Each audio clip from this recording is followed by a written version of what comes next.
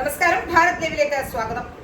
പുരോഗമനവും പുരോഗമനവാദികളും ഏറ്റവും കൂടുതലുള്ള മണ്ണാണ് കേരളം. കേരളത്തിൽ എവിടെ നോക്കിയാലും ഇവിടെ ഫെമിനിസ്റ്റുകളും അങ്ങനെ സ്ത്രീ സ്വാതന്ത്ര്യത്തിന് വേണ്ടി വാദിക്കുന്നവരും സ്ത്രീ സ്വാതന്ത്ര്യത്തിനായി എന്തും ചെയ്യുന്നവരും ഒക്കെയുണ്ട്. അവരുടെ സ്ത്രീ സ്വാതന്ത്ര്യവാദം എന്താണ് എന്നതിനെ സംബന്ധിച്ച് പലപ്പോഴും ചർച്ചകളാകാറുമുണ്ട്. അരാജകത്വം ഉണ്ടാക്കാനുള്ള സ്ത്രീ സ്വാതന്ത്ര്യവാദത്തിനപ്പുറം ഒരു സ്ത്രീ സ്വാതന്ത്ര്യവാദവും ഇല്ല എന്ന് നമുക്ക് മനസ്സിലാകുന്ന കാര്യവുമാണ്. പെൺകരുത്ത് എന്താണെന്ന് ജനങ്ങളെ കാട്ടിക്കൊടുക്കേണ്ടതിന് പകരം സ്ത്രീകളെ അരാജകത്വത്തിലേക്ക് നയിക്കുന്ന ആ തരത്തിലുള്ള ഫെമിനിസ്റ്റിക് മൂവ്മെന്റുകളാണ് കേരളത്തിലുള്ളതെന്ന കാര്യത്തിൽ യാതൊരു സംശയവുമില്ല. ഇപ്പോൾ പെൺകരുത്തിന് ഉദാഹരണമായി അവർ ചൂണ്ടിക്കാട്ടുന്നത് ഒരു പക്ഷേ ശബരിമലയിലേക്ക് പോയ ബിന്ദു അമ്മിണിയെയോ അല്ലെങ്കിൽ അത്തരത്തിലുള്ള ലക്ഷ്മി ആർ നായരെ പോലെയൊക്കെയുള്ള ചിലരെയൊക്കെ ആകാം. ഏതായാലും അതല്ല പെൺകരുത്ത് എന്ന് നമുക്ക് ബോധ്യമാവുകയാണ്. സമാനതകളില്ലാത്ത ദുരന്തം വിതച്ച വയനാട്ടിൽ അവിടെ ഒരു പെൺപുലി ഇറങ്ങിയിരിക്കുന്നു.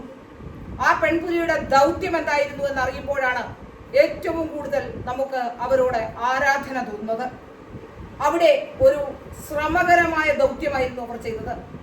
വളരെ ബുദ്ധിമുട്ടുള്ള, എല്ലാം തകർന്നടിഞ്ഞു പോയ ഒരു സ്ഥലത്ത് ഒരു പാലം നിർമ്മിക്കുക.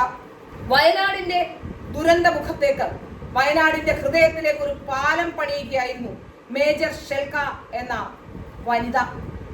16 മണിക്കൂർ പ്രയത്നിച്ചാണ് അവിടെ ഈ പാലം പണിതത്.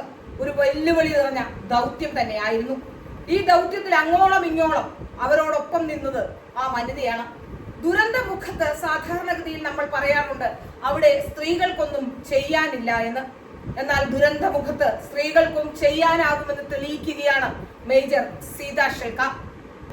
ഓരോ നിമിഷവും പാലത്തിന്റെ ഓരോ യോജിപ്പുകളും അതുമായി ബന്ധപ്പെട്ട ഓരോ പ്രവൃത്തികളും നടക്കുമ്പോൾ രാവെന്നോ പകലെന്നോ വ്യത്യാസമില്ലാതെ എല്ലാത്തിന്റെയും മേൽനോട്ടം വഹിച്ചുകൊണ്ട് സീതാ ഷെൽക്ക അവിടെ തന്നെ ഉണ്ടായിരുന്നു.